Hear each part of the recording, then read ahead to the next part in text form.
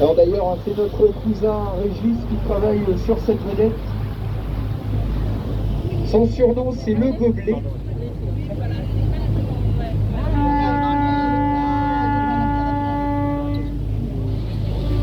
Et ben le voilà. Elle est belle, hein, en short.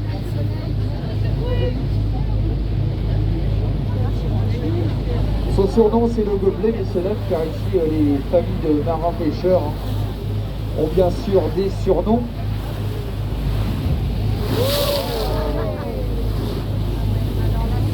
Alors son grand-père Maurice,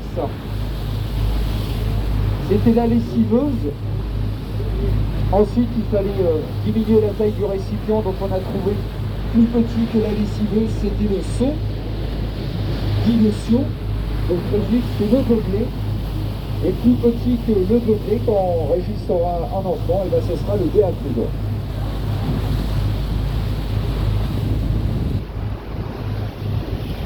Alors si vous trouvez plus petit que le Béatrude, c'est là on est preneur.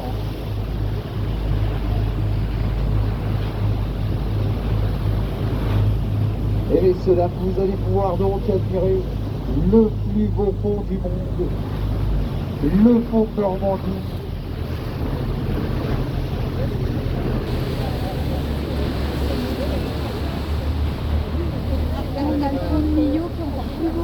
Ah, c'est pas pareil. Hein. Ouais, c'est pas pareil. Ce fameux pont de Normandie, messieurs, dames,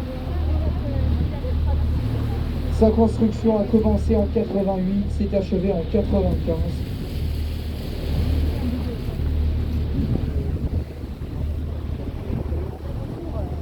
Alors à l'époque, c'était une technologie innovante basée sur le principe de la balance.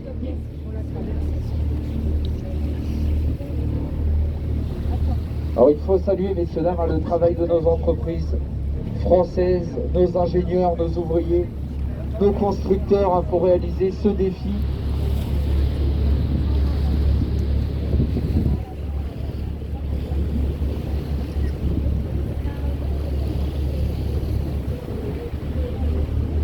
En construisant ce pont qui passe au-dessus de la Seine et où surtout les berges nord et sud, eh bien les sols étaient instables. Il a donc fallu construire des énormes remblais pour solidifier les berges. Et ensuite, pouvoir construire ces grandes colonnes en béton, vous voyez, verticales de chaque côté, qui accueillent la chaussée béton, cette partie brute, qui va venir s'insérer juste au-dessus de nos têtes, dans la partie grise, la partie métallique du tablier central, qui elle est composée de 33 caissons métalliques.